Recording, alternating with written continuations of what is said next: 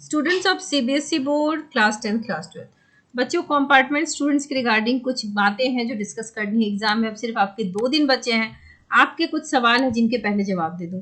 बच्चों, आप में से कुछ बच्चे जानना चाह रहे हैं कि क्या स्कूल यूनिफॉर्म लेके जाना जरूरी है। बिल्कुल जरूरी है। आप क्यों यूनिफॉर्म पहन के नहीं जाना चाहते? अभी भी आपने बोर्ड दिया है, आपके पास अगर मान लो चलो यूनिफॉर्म नहीं, किसी फ्रेंड से बोरो करो। आप कह रहे हो खराब हो गई है या किसी स्टूडेंट के साथ किसी तरह की दिक्कत हो गया, borrow it from your friend. आप क्या चाहते हो, आपको एग्जामिनेशन सेंटर पे जाके एग्जाम ना देने दिया जाए? तो ऐसी प्रॉब्लम्स क्रिएट मत करो आप, क्योंकि आपका मेन फोकस होना चाहिए पेपर राइटिंग पे। तो इसीलिए जो ये प्रोसेस होता है ना, उसमें आपको यूनिफॉर्म पहन के ही जाना है। It is a mandate thing, ठीक है। इम्प्रूवमेंट एग्जाम में आपको अच्छे नंबर चाहिए। अगर आपने अच्छे से तैयारी की है, जिन बच्चों ने, उनको टेंशन लेने की बिल्कुल भी जरूरत नहीं है। You will definitely pass. आपकी मेहनत अगर अच्छी है तो सीबीएसई विल मेक 100% एफर्ट्स कि आपको अच्छे नंबर आए। करेक्ट। अब कुछ बच्चे पूछ रहे केमिस्ट्री के क्वेश्चंस। तो बच्चे, मैंने ऑलरेडी एक प्लेलिस्ट की लिंक डिस्क्रिप्शन बॉक्स में डाल दी है, जिसमें हर चैप्टर के 30 क्वेश्चंस हैं, इंपॉर्टेंट वन, और एक 50 वेरी वेरी इंपॉर्टेंट एमसीक्यू की वीडियो भी डाल दी है।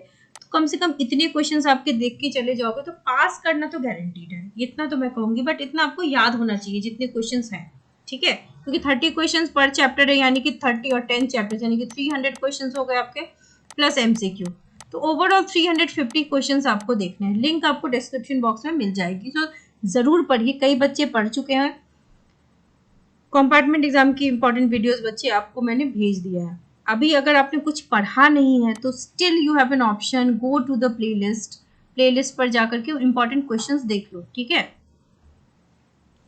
नाउ अब एक और इम्पॉर्टेंट बात, आपके पास अगर अब भी एडमिट कार्ड नहीं है तो please collect it from your school, ठीक है।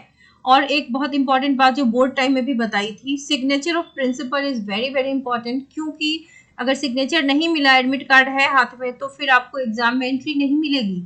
और टाइम पे पहुंचना, 10 बजे से पहले एग्जामिनेशन हॉल में पहुंच के अपने यूनिफॉर्म के साथ रहें।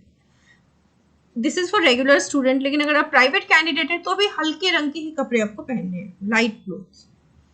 कुछ भी इलेक्ट्रॉनिक डिवाइस वगैरह लेके नहीं जाना है। चीटिंग जो है वो बिल्कुल भी अब अलाउड नहीं है, so do not even try this, ठीक है। अगर पकड़े गए तो 5 साल के लिए बैन हो जाएंगे, किसी भी बोर्ड से एग्जाम देने को नहीं मिलता।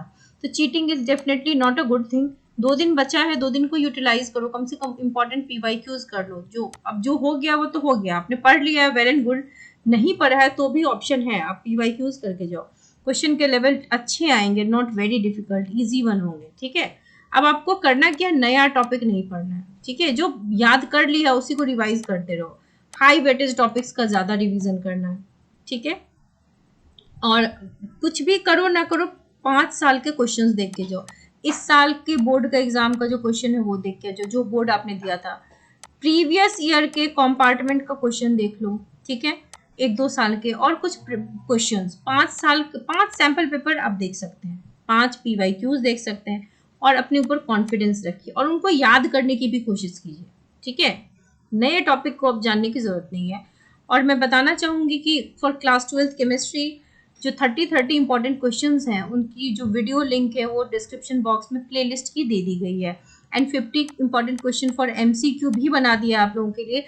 कुछ बच्चे ये पूछते हैं कि ये कंपार्टमेंट का नहीं है। बेटा, क्वेश्चंस जो है ना वो अलग से मेन बोर्ड और कंपार्टमेंट का नहीं होता, क्योंकि सेम क्वेश्चन आते हैं। तो डू नॉट गेट कंफ्यूज अगर उस पर लिखा हुआ 2024 के क्वेश्चन है। This is applicable for your exam as well. ऐसा नहीं है कि केमिकल काइनेटिक्स से जो क्वेश्चन अगली बार आएगा वो आपसे नहीं पूछा जा सकता, ठीक है। So these are all very important question जो किसी भी बोर्ड एग्जाम में आ सकता है।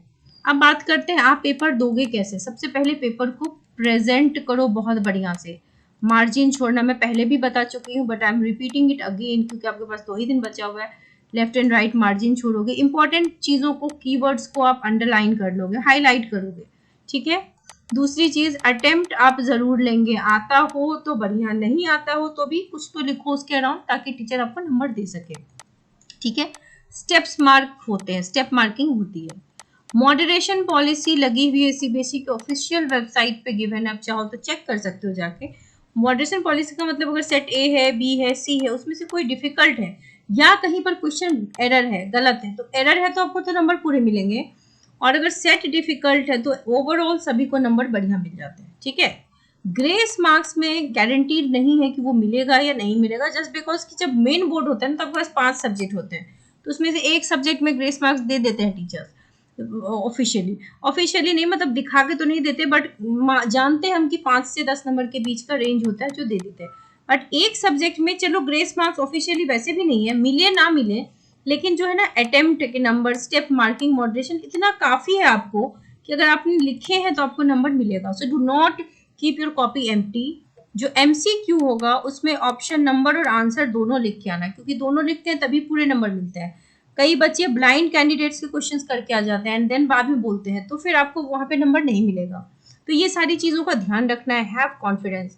क्वेश्चन पेपर जब हाथ में आए तो पहले क्वेश्चन को अच्छे से रीड करो, put ticks over the questions which you know and with confidence start writing. जब लिख लिया देन उन क्वेश्चंस को अटेम्प्ट करो जो आपको नहीं आते हैं, उस पर विथ रीथिंक करो, उसके बाद आप उसको भी बनाने में कैपेबल होगे and you will definitely pass. Have confidence, और पास के आप अच्छे नंबर ला सकते हो। So wish you all the very best.